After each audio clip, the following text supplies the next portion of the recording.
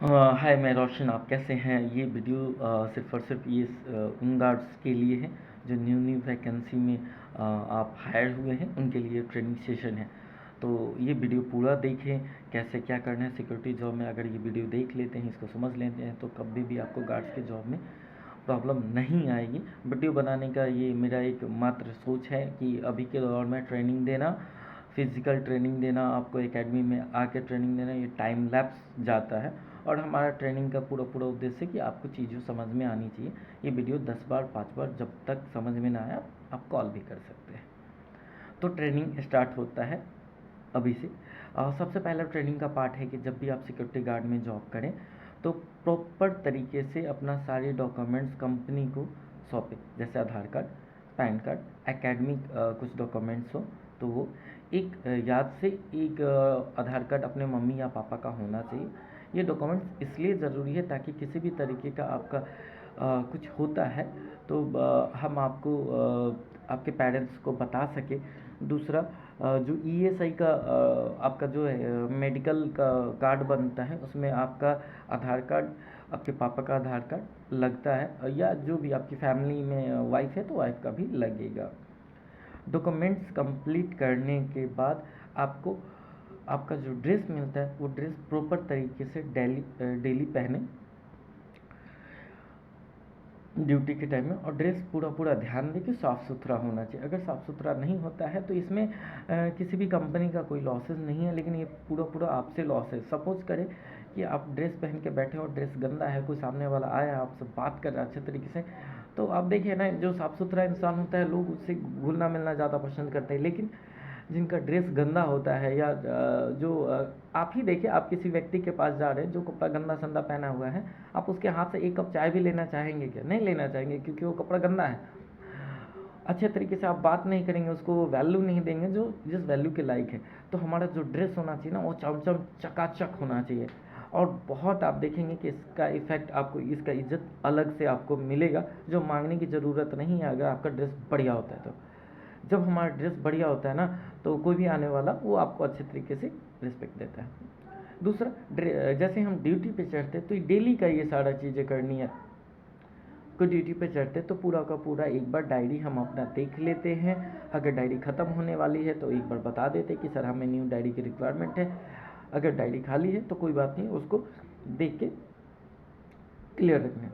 तीसरा, अब हमारा काम की दौड़ आता है। जब काम पे हम गेट पे रहते हैं तो गेट पे हमारा क्या होता है, जब भी कोई एंट्री लेता है तो दो चीज़ों को ऑब्जर्व करना होता है। एक तो होता है डेली वाले कस्टमर, जैसे फ्लैट में है, अपार्टमेंट में है, तो डेली जो आ रहा है उनको हम बाई फेस पहचान लेते हैं, तो उनका कोई रोकना हमको ज़रूरी नहीं है।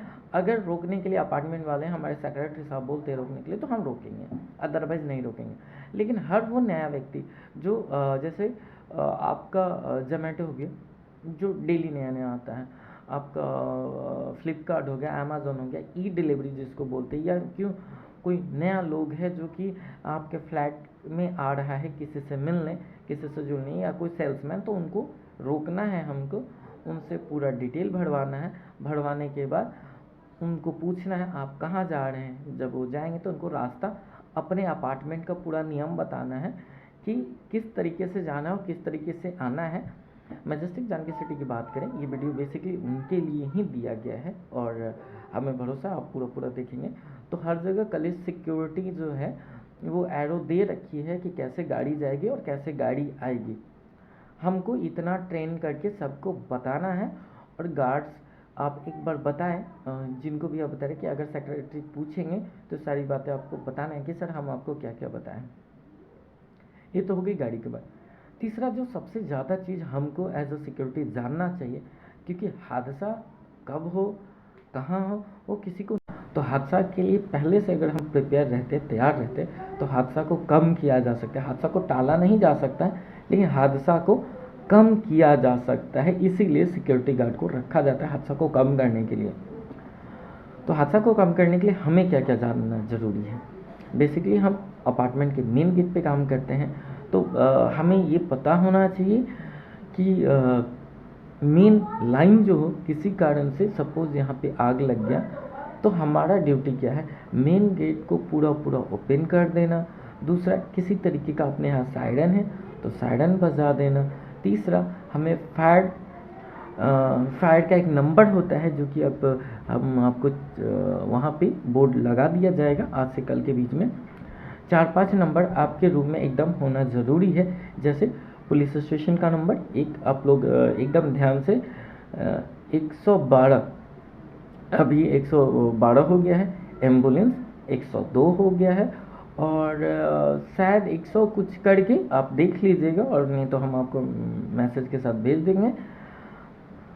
ये एम्बुलेंस का नंबर, ये 4-5 नंबर जो हैं आप अपने रूम में, डायरी में, फ्रंट में एकदम लिख के रख दे कि कब कहाँ ज़रूरी पड़ेगी। इसके लिए आपको सोचना नहीं, तुरंत घर से कॉल कर देना है, बाकी हम लोग मैनेज कर लेते।